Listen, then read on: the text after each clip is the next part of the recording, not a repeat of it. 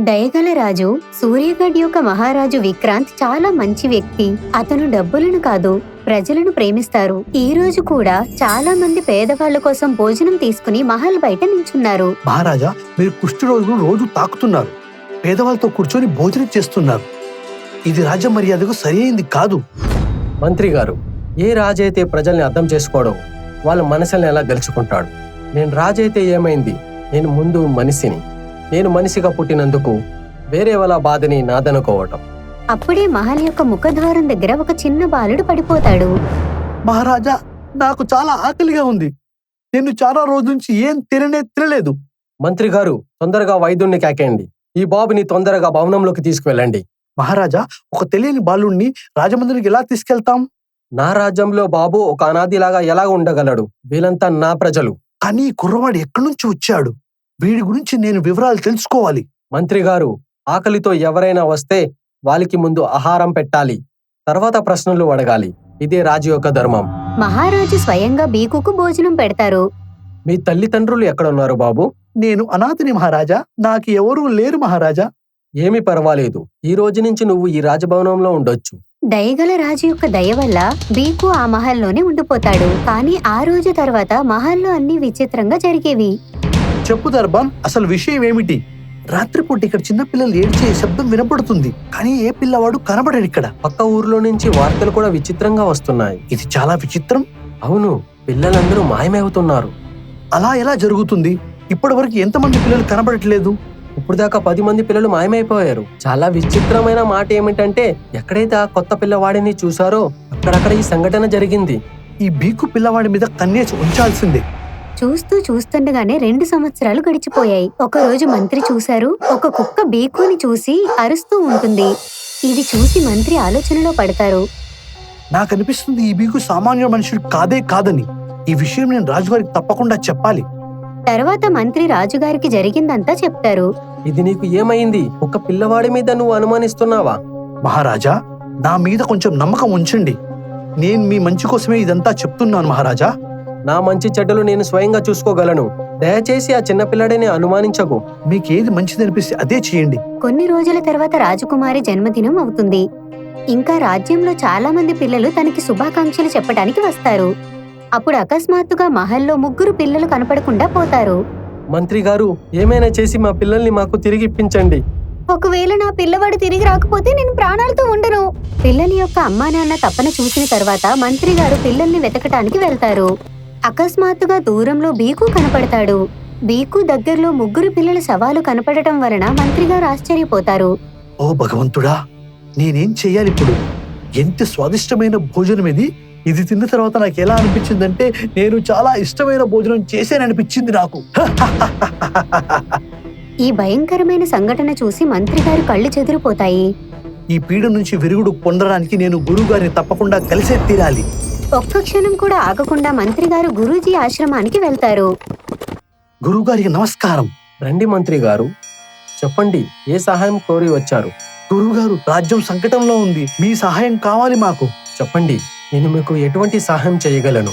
గురువుగారు, బీకు అనే పిల్లవాడు మహారాజుతో పాటు రాజమందిరంలోనే ఉంటున్నాడు. ఎప్పటి నుంచి ఆ పిల్లవాడు రాజ్యంలోకి వచ్చాడో చిన్న పిల్లలు కనబడటం లేదు. నన్నేం చేయమంటారు? ఎన్ని రోజుల నుంచి బాబు రాజభవనంలో ఉంటున్నాడు? గత 2 సంవత్సరాలకి ఇది జరుగుతుంది. 2 సంవత్సరాల నుంచి ఆ పిల్లవాడిలో ఏదైనా తేడాని గమనించావా? అవును గురువుగారు, 2 సంవత్సరాల నుంచి అతను వయసే పెరగటం లేదు. ముందు ఎలా కనబడేవాడో ఈ రోజు కూడా అలాగే కనబడుతున్నాడు. ఇదైతే రాక్షసుడి లక్షణాలు. ఈ రోజు నేను అతను పిల్లల్ని భోజనం చేయడం చూశాను. ఈ రాక్షసుడు ముందు పిల్లవాళ్లాగా వేషం మార్చి తను చంపవలసిన మనిషిని ఆకర్షించుకుంటాడు. తర్వాత మెల్లగా తనని చంపుతాడు. ఏమన్నా చేయండి గురువుగారు, మహారాజు గారి జీవితం ఆపదలో ఉంది. అవును, ఆ రాక్షసుడు దయగల రాజునే దయతోనే చంపాలని ఒక మంచి అవకాశం కోసం ఎదురు చూస్తున్నాడు. మహారాజుకి ఈ విషయం గురించి తెలీదు. ఆయనైతే మహల్లో ఉన్న పిల్లలతో కలిసి రాజకుమారి యొక్క జన్మదిన వేడుకలు జరుపుతూ ఉంటారు. కానీ ఆయనకు బీకు కనపడడు. అయితే ఇలా అన్నారు, అరే, ఇంత మంచి కార్యక్రమంలో బీకు ఎక్కడున్నాడు? బీకుని పిలవండి. నేను ఇక్కడ ఉన్నాను మహారాజా. రాజా, రాణి ఇంకా రాజకుమారి పిల్లలతో కలిసి జన్మదిన వేడుకలను జరుపుకుంటారు. ఇంకా చూస్తుండగానే రాత్రి అవుతుంది. నేను వీడిని వెంబడించి ఈ రోజు వీడి నిజస్వరూపం బయట పెడతాను. మంత్రి ధైర్యం చేసి బీకుని వెంబడిస్తారు. బీకు మహల్ నుంచి బయటకు వెళుతూ పాత ఇంటి వైపుకు వెళ్తూ ఉంటాడు. వీడు గుప్త గుహ లోపలికి వెళ్తున్నాడు. బీకుని వెంబడిస్తూ మంత్రి గారు ఆ పాడుబడిన బంగ్లా వరకు వెళ్తారు. కానీ ఆ పాత ఇంట్లోకి వెళ్ళగానే మంత్రి గారు ఏం చూశారంటే, అది చూడగానే మంత్రి గారు కళ్ళు చెదిరిపోయాయి.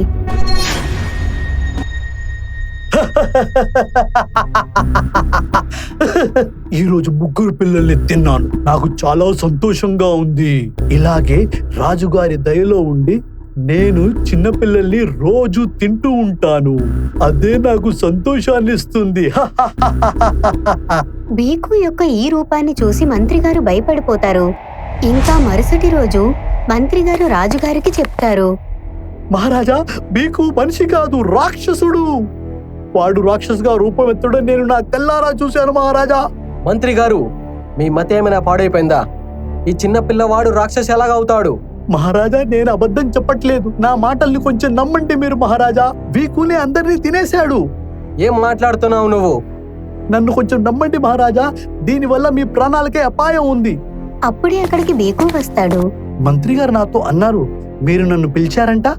బీకు యొక్క అమాయకత్వాన్ని చూసి రాజుగారు మంత్రి గారిపై కోప్పడతారు. ఈ బుద్ధి లేని మంత్రి నిన్ను రాక్షసుడు అనుకుంటున్నాడు. నేను మీకు రాక్షసులా కనబడుతున్నానా? పిల్లవాడి వేషంలో నువ్వు ఒక రాక్షసుడివే. మంత్రి, మాటలు తిన్నంగా మాట్లాడు. మహారాజా, నా మాట కొంచెం నమ్మండి. వీడు రాక్షసుడే. వీడిని నేను ఇప్పుడే చంపేస్తాను. ఇదంతా చెప్పి మంత్రి గారు తన ఖడ్గాన్ని తీసుకుని బీకు వైపుగా వెళ్తూ ఉంటారు. కాపాడండి, కాపాడండి, వీడిని చంపేస్తున్నాడు మహారాజా. ఆగు! ఒక అమాయకుడైన చిన్న పిల్లవాడిని కొట్టే నేరంలో నేను ఈ రాజ్యాన్ని నుంచి బహిష్కరిస్తున్నాను ఇప్పుడే. మహారాజా, మీరు తప్పు చేస్తున్నారు. ఈ రాక్షసుడు మిమ్మల్ని చంపేస్తాడు. వెళ్ళిపో మంత్రి. మంత్రి చాలా దుఃఖంతో మహల్ని వదిలేసి వెళ్ళిపోతారు. ఇది చూసి బీకు మనసులో నవ్వుకుంటాడు. మహారాజా, ఒక విషయం చెప్పనా? చెప్పు బీకు. నా మాట విన్న తర్వాత మీరు భయపడరు కదా? నువ్వు నా కొడుకు లాంటి వాడు, నీతో నేనెందుకు భయపడాలి? మహారాజ్, మంత్రి గారు నిజమే చెప్తున్నారు. నేను రాక్షసుణ్ణే. ఈ మాట అయితే నాకు ముందు నుంచే తెలుసు. ఏంటి, ఇది మీకు తెలుసా? తెలిసిన తర్వాత కూడా మీ దగ్గర ఉంచుకున్నారా? అవును, నేను చూడాలనుకున్నాను. నీ ద్వేషం గెలుస్తుందా లేకపోతే నా ప్రేమ? మహారాజ్, నేను ఒక రాక్షసుణ్ణి.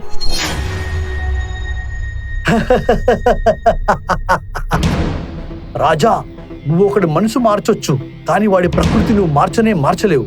ఏమీ పర్వాలేదు బాబు, నేను నిన్ను కొడుకుగా భావించాను. నువ్వు నీ మార్గంపైనే నడు, నేను నా ధర్మంపైనే నిలబడతాను.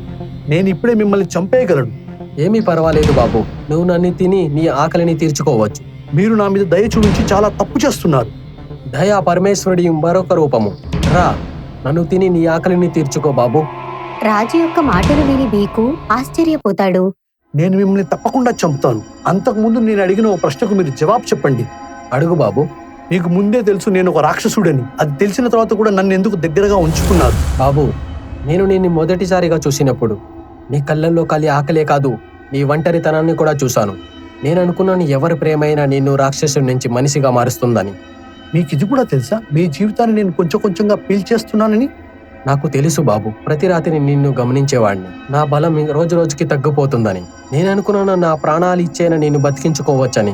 ఇదైతే చాలా మంచి మాట అనుకున్నాను. మీరెంత దయమన్నారు రాజుగారు. అకస్మాత్తుగా రాజుగారి యొక్క చర్మంపై ముడతలు వచ్చాయి. ఆయన జుట్టు తెల్లగా అయిపోయింది. మహారాజా, నా వల్లే మీకు ఈ ముసలితనం వచ్చింది. నేను కొంచెం కొంచెంగా రోజు మీ రక్తాన్ని తాగేస్తున్నాను. దానివల్ల ఇదంతా జరిగింది. నువ్వు నా రక్తాన్ని కాదు, నా ద్వేషాన్ని తాగుతున్నావు. ఎప్పుడైతే ద్వేషం పూర్తిగా అంతమైందో అప్పుడు కేవలం ప్రేమే మిగులుతుంది. నా ప్రాణాలు పోయినా ఇప్పుడు ఏమీ పర్వాలేదు. నేను మీతో సరిగా వ్యవహరించలేదు మహారాజా. అప్పుడే మహల్ బయట నుంచి ఒక శబ్దం వినపడింది. తలుపు తెరవండి మహారాజా, మాకంతా తెలిసిపోయింది లోపల ఏం జరుగుతుందని. మహల్ యొక్క బయట మంత్రి గారు ఒక యోగిని ఇంకా సైనికుడిని తీసుకుని వచ్చారు. తలుపు తెరవండి మహారాజా, గురువు గారు రాక్షసుని చంపేస్తారు. వీడు రాక్షసుడు కాదు, నా కొడుకు. నేను ప్రాణాలతో ఉండగా వీడిని ఎవరు ఏమి చెయ్యలేరు. ఇది విని బీకు యొక్క కళ్ళలో కన్నీళ్లు వస్తాయి. మీ మనసు చాలా పెద్దది నాన్నగారు. నువ్వు నన్ను నాన్న అని పిలిచావు, చూసావా? నా ప్రేమ గెలిచింది. మీరు చాలా పెద్ద తప్పు చేస్తున్నారు రాజుగారు. ఈ రాక్షసుని ప్రేమించి నువ్వు చాలా పెద్ద తప్పు చేస్తున్నావు. వీడిని భస్మం చేయనివ్వు. ఎవరైనా ప్రేమించడం తప్పైతే నేను ప్రతి జన్మలో ఆ తప్పు చేయడానికి సిద్ధమే బాబా. మీ ప్రాణానికి అపాయం ఉంది మహారాజా. ఆ రాక్షసుడు మిమ్మల్ని తినేస్తాడు. మంత్రి గారు, మహారాజుకు నేను ప్రాణాపాయం చెయ్యను. నేను మారిపోయాను. నోరు మూసుకో మూర్ఖుడా. రాక్షసుడు ఎప్పుడైనా మారాడా? ఇప్పుడు నువ్వు మారటానికి. అప్పుడే ఆకాశంలో నల్లని మబ్బులు కమ్ముకున్నాయి. ఒక శబ్దం వినపడటం మొదలైంది.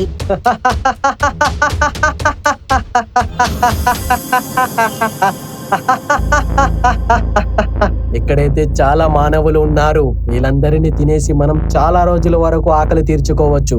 రాక్షసుడి మాటలు విని బీకు తలుపు తీసి బయటకు వచ్చి ఇలా అంటాడు. లేదు రాక్షస రాజా, నువ్వు అతన్ని తినలేవు. ఎవరు ఆపుతారు మమ్మల్ని? నేను ఆపుతాను. బీకు, మనుషుల్ని కాపాడాలని ఈ మాట చెప్పి నువ్వు మన జాతిని అవమానించావు. మానవుల్ని ప్రేమించినందుకు శిక్ష నీకు తప్పకుండా పడుతుంది. అందుకే ఈ కారణం వల్లే నీ తల్లిదండ్రులు నిన్ను వదిలిపెట్టేశారు. అందుకే నువ్వు భూమి మీద ఒక్కడివే మిగిలిపోయావు. చివరి వరకు ఇలాగే ఉంటావు. ఇప్పుడు మనుషులతో పాటు నిన్ను కూడా చంపేస్తాం. రాక్షసరాజు యొక్క మాటలు విని బీకు భయపడిపోతాడు. మహారాజా, వీళ్ళు మనల్ని చంపేస్తారు. వీళ్లతో మనం యుద్ధం చేసి తీరాలి. నేను పోరాడటానికి సిద్ధమే. కొంత సమయంలోనే యుద్ధం మొదలవుతుంది. కానీ మాయావి శక్తుల ముందు మానవుల శక్తులు పనిచేయవు. ఈ మాయావి రాక్షసుల్ని చంపటానికి మనం కూడా మాయాజాలంతోనే చేయాల్సి ఉంటుంది. మాయ సహాయమా? అదెలా? నేను మంత్రాల శక్తితో ఒక తాడిని ప్రవేశపెడతాను. ఆ తాడుతో ఈ రాక్షసుల్ని కట్టవలసి ఉంటుంది. నేను ఈ రాక్షసుల్ని కట్టేస్తాను బాబా. అవును, కాని కట్టిన వాడు ప్రాణాలతో బ్రతకడు. వీళ్ళని కట్టగానే అతను కూడా ఆత్మలాగా మారిపోతాడు. అందరినీ కాపాడుకోవటంలో నా ప్రాణాలనే ఇవ్వటానికి సిద్ధమే బాబా. లేదు నాన్నగారు, నేను మిమ్మల్ని చావనివ్వను. బాబు, ఒక తండ్రి తన కొడుకుని కాపాడుకోవటంలో ఏమైనా చేయగలడు. నువ్వు నా కొడుకువి, ఇది ఎప్పటికీ మర్చిపోకు. అప్పుడు బాబా మంత్ర జపం మొదలు పెట్టారు. ఓం ఈం క్లీం చాముండాయ నమః. ఓం ఈం క్లీం చాముండాయ నమః. మంత్రాన్ని పఠించిన వెంటనే మంత్రశక్తితో అక్కడికి ఒక తాడు వచ్చింది. ఓం ఈం క్లీం చాముండాయ నమః.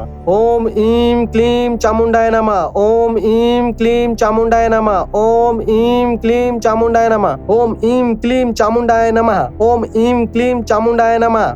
రాజుగారు వేగంగా ఆ తాడును పట్టుకుని రాక్షసుల వైపుకు వెళ్లారు. ఇంకా చాలా వేగంతో రాక్షసులను కట్టిపడేశారు.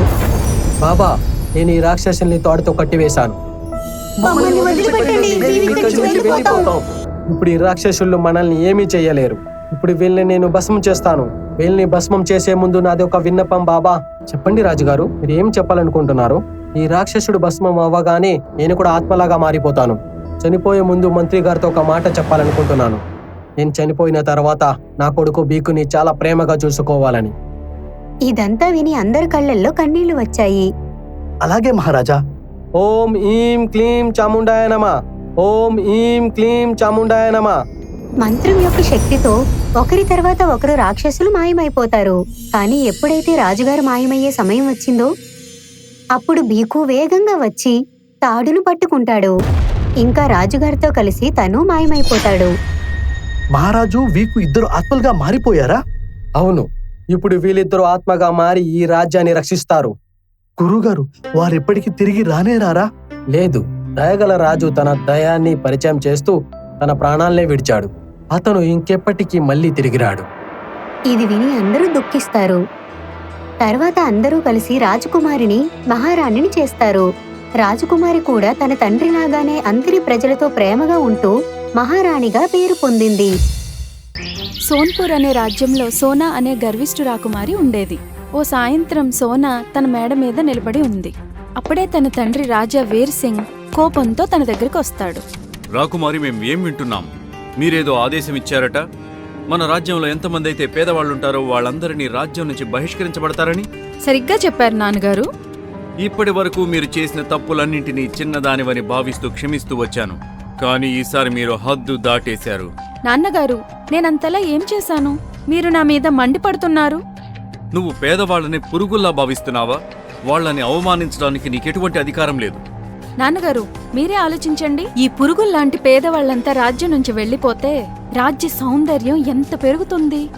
నువ్వు మరింత తప్పు చేస్తున్నావు రాకుమారి. నిన్ను సరిచేయాల్సిన సమయం వచ్చిందనుకుంటాను. అంటే అర్థమేంటంటే, నేను నిన్ను ఈ క్షణమే మహల్ నుంచి బయటికి వెళ్ళమని ఆదేశిస్తున్నా. ఏంటి? నాన్నగారు, నన్ను మహల్ నుంచి పంపించేస్తే నేను ఎక్కడికి వెళ్ళాలి? ఏదైనా గ్రామంలో పేదవారి ప్రాంగణంలో ఒక గుడిసె వేసుకొని జీవించు. ఇక ఏ రోజైతే నువ్వు తెలుసుకుంటావో మానవులంతా సమానమే అని, అప్పుడే నువ్వు ఇక్కడికి తిరిగిరా. రాకుమారికి పేదలంటే ద్వేషం. అందువలన తను ఏ బస్తీలోకి వెళ్లకుండా అడవిలోనే ఒక ఇల్లు కట్టుకుని ఉందామనుకుంది. నాన్నగారు కటిక పేదవాళ్ల కోసం నన్ను మహల్ నుంచి బయటకు పంపించేశారు. అప్పుడే రాకుమారి చెవులకు తాంత్రికుని మాటలు వినిపించాయి. ఏ గతి పట్టింది రాకుమారి?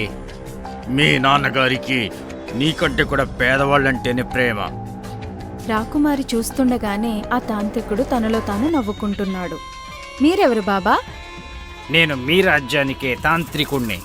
నీ సంక్షేమం కోసమే పనిచేస్తుంటా. ఇంకా ఈ విషయానికే కోపం చెందిన మీ నాన్నగారు నన్ను కూడా రాజ్యం నుంచి తరిమేశారు. అయితే మీరు కూడా ఈ పేదవాళ్ళని ద్వేషిస్తున్నారా? హా, ఒకవేళ నువ్వు కోరుకుంటే నేను నీకు ఎలాంటి మంత్రం నేర్పిస్తానంటే దాంతో నువ్వు నీ ప్రతి మాటని మీ నాన్నగారితో ఒప్పించగలవు. ఏంటి? ఆ మంత్రంతో నేను ఏది చెప్పినా నాన్నగారు చేస్తారా? హా, పేదవాళ్ళందరినీ మన రాజ్యం నుంచి వెళ్ళగొడదాం. హా, మీ మాట ప్రకారమే మంత్రం నేర్చుకోవడానికి సిద్ధంగా ఉన్నాను. అలాగే. రాజకుమారి ఆ మాంత్రికుడి దగ్గర మంత్రాలు నేర్చుకోవాలనుకుంది. ఓం హ్రీం క్లీం చాముండాయ్ నమః. ఓం హ్రీం క్లీం చాముండాయ్ నమః. ఓం హ్రీం క్లీం చాముండాయ్ నమః. ఓం హ్రీం క్లీం చాముండాయ్ నమః. ఈ విధంగా రాకుమారి మంత్రం చెప్పటం మొదలుపెట్టింది. కొంతసేపటికి అక్కడ ఒక భయంకరమైన దయ్యం ప్రత్యక్షమవుతుంది.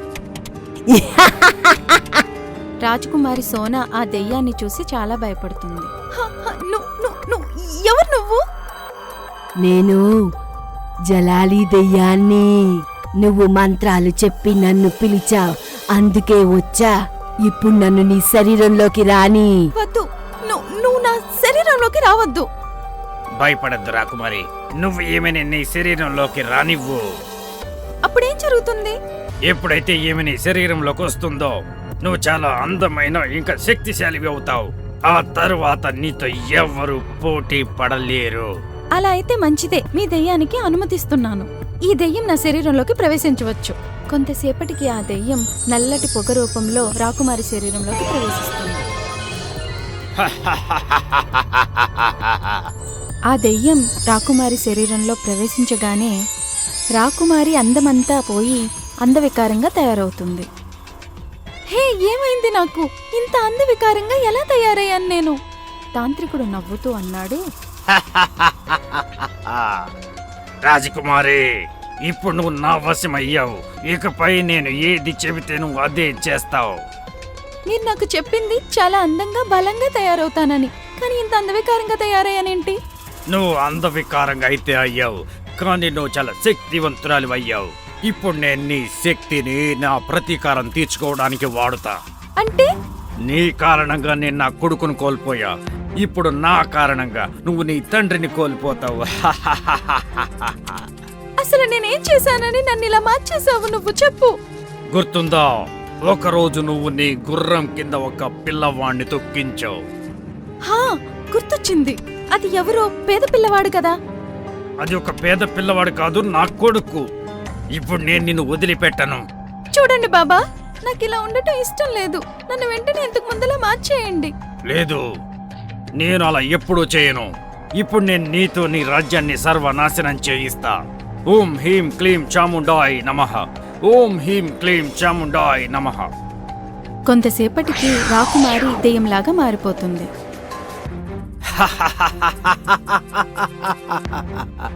ఆజ్ఞివ్వండి గురుగారు. వెళ్ళు, నీ రాజ్యాన్ని మంటల్లో ముంచేయ్. మీ ఆజ్ఞ గురు. కొంతసేపటి తర్వాత దెయ్యంలా మారిన రాకుమారి తన రాజ్యాన్ని తగలబెట్టి ఆనందిస్తుంది.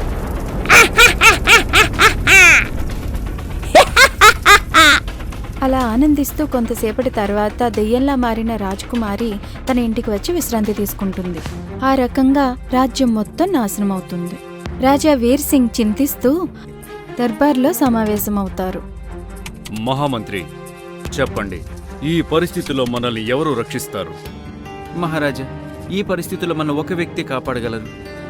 ఆయనే మన రాజగురువు.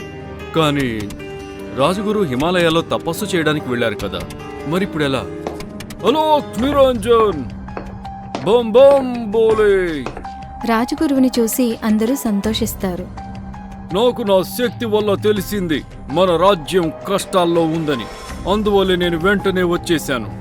గురుదేవా, ఒక దెయ్యం మన రాజ్యాన్ని విధ్వంసం చేస్తోంది. మమ్మల్ని ఆ దెయ్యం నుంచి కాపాడండి. రాజా, ఆ దెయ్యం మరెవరో కాదు, నీ కుమార్తెనే. ఏంటి? అవును రాజా, రాజకుమారియే దెయ్యంగా మారి అందర్నీ చంపుతోంది. కానీ అలా ఎలా జరుగుతుంది? ఒక తాంత్రికుడు తన వశం చేసుకుని దెయ్యంగా మార్చాడు. కానీ తాంత్రికుడు ఇలా ఎందుకు చేశాడు? కొద్ది కాలం క్రితం రాజకుమారి తన గుర్రంతో ఒక పిల్లవాడిని తొక్కించింది. ఇంకా ఆ పిల్లవాడు ఆ తాంత్రికుని కుమారుడు. అది వినగానే రాజా వీర్ సింగ్ కంగారు పడతాడు. గురుదేవా, ఏదైనా చేయండి, లేదంటే మన రాజ్యం సర్వనాశనం అయిపోతుంది. చింతించకండి మహారాజా, నేను రాకుమారి శరీరం నుండి దెయ్యాన్ని బయటకు తీస్తాను. కానీ ఎప్పుడు గురుదేవా? ఎప్పుడైతే తాంత్రికుడు రాకుమారిని మిమ్మల్ని చంపడానికి ఇక్కడికి పంపిస్తాడో అప్పుడు. అంటే ఏంటి? రాజకుమారి నన్ను చంపడానికి ఇక్కడికి వస్తుందా? ఓ, ఇక అదే ఒక అవకాశం. అప్పుడు నేను రాకుమారి నుంచి దెయ్యాన్ని బయటకు తీస్తాను. అలా మైకంలో నిద్రిస్తున్న రాకుమారికి స్పృహ వచ్చి కళ్ళు తెరవగానే ఎదురుగా తాంత్రికుడు కనిపిస్తాడు. నేనే. నువ్వైతే అద్భుతం చేశావు. మొత్తం రాజ్యానికి మంటలు పెట్టేశావు. అయితే ఇప్పుడు నువ్వు అంతకంటే పెద్ద పని చెయ్యాలి. లేదు, నేను ఇంకేం చేయను. నువ్వు నా వశంలో ఉన్నావు, అందువల్ల నేను ఏది చెప్పినా అది నువ్వు చెయ్యాల్సి ఉంటుంది. ఓం హ్రీం క్లీం చాముండాయ్ నమః. ఓం హ్రీం క్లీం చాముండాయ్ నమః.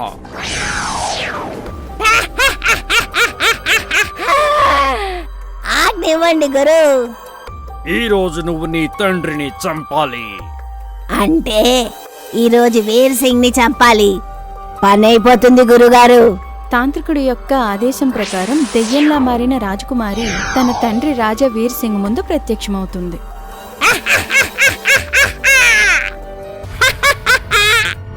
వీర్ సింగ్, ఇప్పుడు నిన్ను చంపేసి మా నాయకుడు పగ తీర్చుకుంటా. ఆ విధంగా దెయ్యం రాజా వీర్ సింగ్ ని చంపటం కోసం ముందుకు వెళ్తుంది. రాజగురువు గట్టిగట్టిగా మంత్రాలు చదవడం మొదలు పెడతాడు. జై హనుమాను జ్ఞాన గుణ సాగర, జయ కపీశ తుం లోక ఉజాగర, రామదూత అతులిత బలదామ, అంజని పుత్ర పవన సుతనామ. అలా హనుమాన్ చాలీసా చదువుతుండగా దెయ్యం భయపడడం మొదలు పెడుతుంది. మంత్రాలు ఆపేసేయండి, నేను పారిపోతున్నా. మహావీర విక్రమ బజరంగి, కుమతి నివార సుమతికే సంగి. నాన్నగారు, నన్ను కాపాడండి. ఇప్పుడు నువ్వు పూర్తిగా క్షేమం రాకుమారి.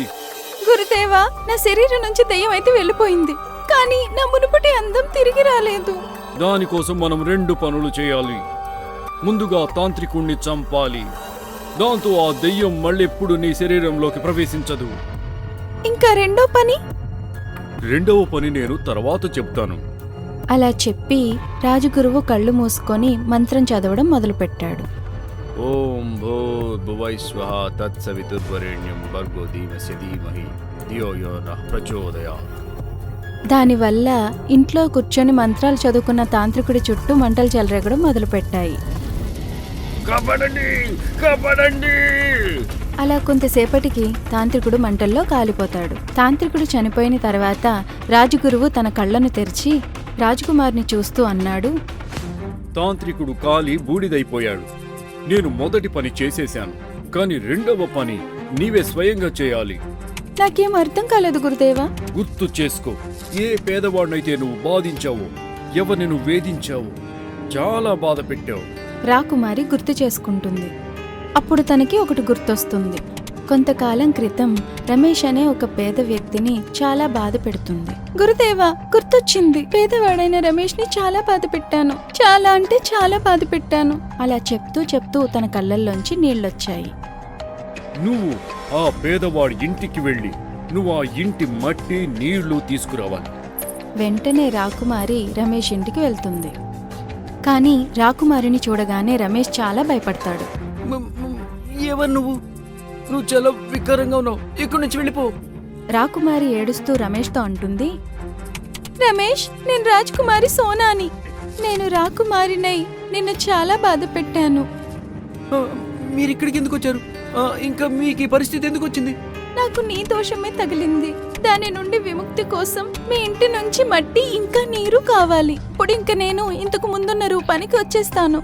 ఇలా వినగానే రమేష్ కళ్ళ నుండి నీళ్లు వస్తాయి. ఒకవేళ ఇలా చేయడం వల్ల మీ అందం తిరిగి వస్తుందనుకుంటే నేను మీకు నా ఇంటి మట్టిని నీళ్ళని ఖచ్చితంగా ఇస్తాను. నన్ను క్షమించు రమేష్. నేను ఇంతవరకు పేదవాళ్ళ గురించి ఎంత తప్పుగా అనుకున్నాను. ఏం పర్వాలేదు రాకుమారి, మీకు మీరు చేసిన దానికి పశ్చాత్తాపం కలిగింది. నాకు అది చాలా సంతోషం. అలా చెప్పి రాకుమారికి తన ఇంటి నుండి మట్టి నీళ్లు ఇస్తాడు. తరువాత వెంటనే రాకుమారి రాజగురువు దగ్గరికి వెళ్తుంది. రాజగురువు ఆ నీళ్లను మట్టిలో పోస్తూ ఒక తైలంలా తయారు చేసి రాజకుమారితో అన్నాడు, దీనిని ముఖంపై రాసుకో. అలా రాకుమారి ముఖానికి రాసుకున్న వెంటనే ఇంతకు ముందులా మారిపోతుంది. నేను ఇంతకు ముందులా అందంగా మారిపోయాను. నాన్నగారు చూడండి, అందంగా మారిపోయాను. అమ్మా, అందమైన శరీరమే కాదు, మనస్సు కూడా ఉండాలి. నువ్వు పేద ప్రజలను పురుగుల్లా చూసేదానివి, కాని వాళ్లే నీ ఆపద సమయంలో సహాయం చేశారు. నా తప్పేంటో నాకు తెలిసింది నాన్నగారు. నేను ఇక నుంచి పేదవాళ్ళెవ్వరినీ కూడా బాధ పెట్టును, ఇంకా సహాయం కూడా చేస్తాను. ఆ తర్వాత నుంచి రాకుమారి సోనా మంచి రాకుమారిలా మారిపోయింది. ఇక అందరికీ సహాయం చేస్తూ ఉంటుంది. మీకు గనక మా వీడియో నచ్చింది అంటే ప్లీజ్ మా ఛానల్ని సబ్స్క్రైబ్ చేయండి. అలాగే ఈ వీడియోని లైక్ చేయండి, అలాగే షేర్ కూడా చేయండి. ధన్యవాదములు.